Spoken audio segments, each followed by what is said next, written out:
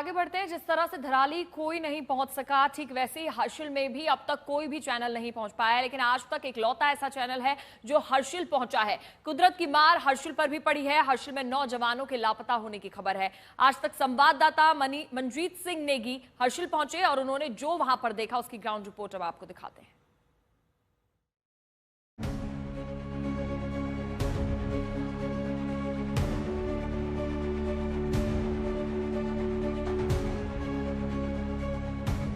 धराली और हर्षिल पहुंचने वाली हर रोड कटी हुई है। हर तरफ लैंडस्लाइड है। इसी वजह से आज तक के संवाददाता मनजीत नेगी पहले हेलीकॉप्टर से पास के हेलीपैड पर पहुंचे और फिर वहां से पैदल पहुंचे हर्षिल में उस आर्मी कैंप पर जो आपदा का शिकार हुआ है। हर्षिल में आई आपदा की सुपर एक्सक्लूसिव कवरेज दिखा रहे हैं। इस वक्त मैं हर्षिल में आर्मी के लोअर कैंप में मौजूद हूँ। ये हाईवे गंगोत्री को जोड़ता है। जो लोग चार धाम यात्रा के दौरान गंगोत्री जाते हैं, आगे मुखवा और धराली होते हुए गंगोत्री का, और यहाँ पर 5 अगस्त को जब धराली में बादल फटने के बाद बाढ़ का विकराल रूप सामने आया, कई जगहों से जो मलबा है, जो सैलाब है वो आया। आप देखें सामने बड़े बड़े पत्थर और जो मिट्टी पत्थर को सैलाब का रूप लेकर इस लोअर कैंप को निशाना बनाया। और यहाँ पर जो भी चीजें मौजूद थी, दुकानें थी, उसके अलावा यहाँ पर आर्मी का जो पूरा कैंप था वो एक तरह से वॉश आउट यहाँ पर हो गया।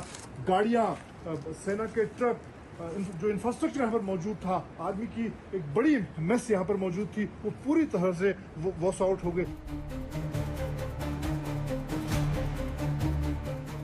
कितनी भीषण तबाही रही होगी। सेना की बड़ी बड़ी गाड़ियां उलट गईं। बहुत से वाहन बह गए। ऐसे ही एक उल्टी हुई गाड़ी को सेना के जवान मिलकर सीधा कर रहे हैं। खुद सेना के जवान से सुनिए उस दिन की आंखों देखी 5 अगस्त को कैसे यहां सैलाब आया और कैसे सेना के नौजवान लोगों को बचाते हुए उसमें बह गए। ये जैसे धराली में सैलाब आया, उसके बाद में ये नाला है ना, ये नाला ऐसा था कि यहाँ से 15 से 20 फीट नीचे था। इसमें से रोड है, ये रोड कम से कम 20 फीट नीचे दब चुका है। इसके ऊपर पूरा सैलाब आ गया।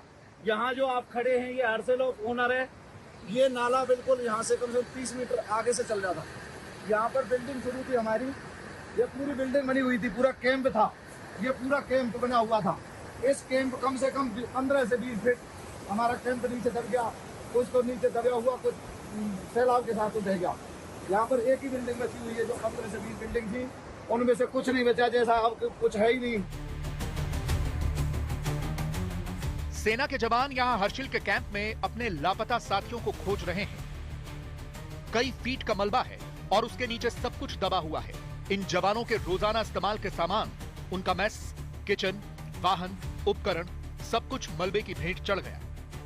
अब हम आपको दिखाते हैं कि हर्षिल के इस आर्मी कैंप में कैसे सेना जो राहत और बचाव का काम है, उनके जो मिसिंग जवान हैं उनको ढूंढने के मिशन में जुटी हुई है। यहाँ पर ये जो 2-3 छोटी बिल्डिंगें बची हैं उनमें जरूरी सामान निकाला जा रहा है। आप देखिए, हमारी पार्टी उधर धराली से रेस्क्यू करके ला रहे थे हम जवानों को। जब पीछे की साइड से जो रास्ता आ रहा है इससे लेके आ रहे थे हम एम्बुलेंस और सर पे कंधे पे रख रखे बंदों को।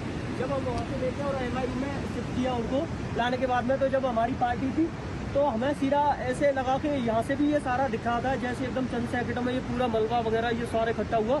तो हमें पता था ये हमारा पूरा एरिया है, यानी कि हमारे ऊपर एरिया के ऊपर आ गया। तो हम सीधे वहाँ से निकल के हमारी पूरी पार्टी तो ऐसे घातक प्लाटून पूरा ऐसे आया दौड़ते हुए आया।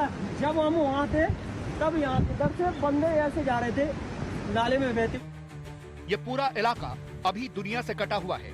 ना तो बिजली है और ना ही कम्युनिकेशन का कोई साधन। सड़कें भी टूटी हुई हैं। इसीलिए सबसे पहली प्राथमिकता कम्युनिकेशन और सड़कों को ठीक करना है और इसमें सेना बहुत प्रमुखता से लगी हुई है। धराली और हमारे लोअर कैंप में काफी नुकसान हुआ। धराली विलेज में काफी तादाद में होटल बह गए हैं, जो मैं ग्राउंड पे देख कर आया हूँ अभी। और इसके साथ ही कई टूरिस्ट भी लापता हैं। हमें कोई अंदाजा नहीं है कितने टूरिस्ट लापता हैं। और इसी के साथ करीब 30 से 40 जो श्रमिक हैं वो भी नहीं मिल रहे हैं। 8 सिविलियन जो वहाँ पे रहते हैं वो कंफर्म्ड हैं, वो मिसिंग हैं। हमारे लोअर कैंप में जब मडस्लाइड आया था उसके कारण एक जेसीओ और 8 जवान उसमें फंस गए थे, वो अभी तक लापता है। खुद सेना ये मानकर चल रही है कि ऐसे दूरदराज के इलाकों में, ऐसी टफ टेरेन में और ऐसी आपदा में इसका अंदाजा लगाना मुश्किल है कि हालात कब तक सामान्य होंगे। फिलहाल पूरी कोशिश यही है कि जल्द से जल्द कम से कम बेसिक जरूरत की चीजें ही ठीक कर दी जाएं। मंजीत नेगी, उत्तरकाशी, आज तक।